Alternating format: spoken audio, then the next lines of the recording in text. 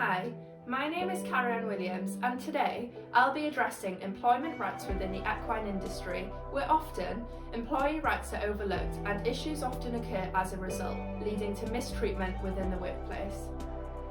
One major factor within the equine industry is that relationships and employment are often built and reliant upon trust. Therefore, it's common not to be issued with a contract of employment to protect all parties involved. This is often at first not seen as an issue, where people work on various yards getting paid off the books with no extra effort. This is seen as easy and unproblematic until something goes wrong or conflict arises. A survey commissioned by the British Grooms Association in 2014 reported 56% of people taking part did not have a contract set up within their workplace. This means employees don't have legal right to the conditions that apply within these contracts. This can cause people to be asked to leave, be fired without notice, not to be compensated for pay, be refused adequate breaks whilst working, or work overtime with no added pay also. Working hours within the equine industry are usually always long and tedious, with roles such as grooms working around the clock on a daily basis. Underage employment within the equine industry is another overlooked, commonly seen area. For workers under the age of 18, the maximum working week is 40 hours, which is around 8 hours a day.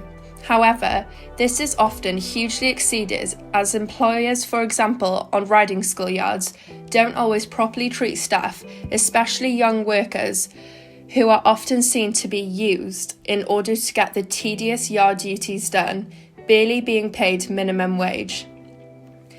The UK government website clearly states employment rights workers are entitled to.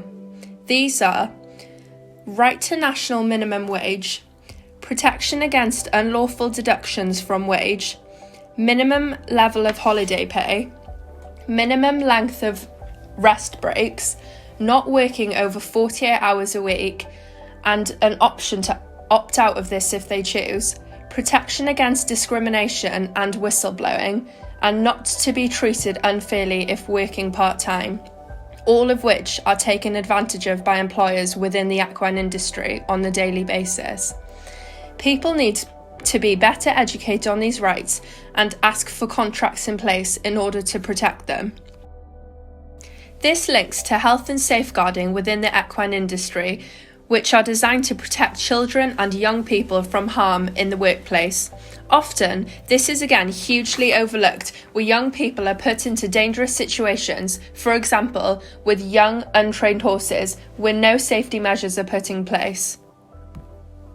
Instructors in the BHS must attend a safeguarding and protecting children workshop and pass DBS checks and criminal record checks, being updated every 3 years. This is advised to any BHS approved yard or anyone in contact with children or vulnerable adults. However, this should be a set policy for all equine employers.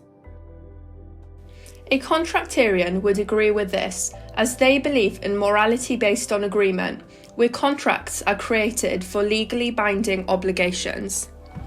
Together, racing and riding industries employ 70,000 full-time workers, as well as indirect employment of 220,000 to 270,000 people. Many people rely on the equine industry to make a living. Therefore, addressing issues regarding employee rights needs to be better contracted and set out so that mistreatment of employees is minimised. Mistreatment within the workplace is a topic I've undergone myself. When I was just 15, I worked at a racing stud where I was paid just £20 for 8 hours of work off the books. There's absolutely no safeguarding or health and safety measures in place, and I was often put in very dangerous situations with young, unhandled and untrained thoroughbreds, often leading to an accident, where I was taken to hospital after being trampled on 2 occasions. If I was aware of my rights, I would not have allowed myself to be treated that way, which is why education in this area is invaluable, so that policies can be put in place to protect vulnerable young people within the workplace, like me back then.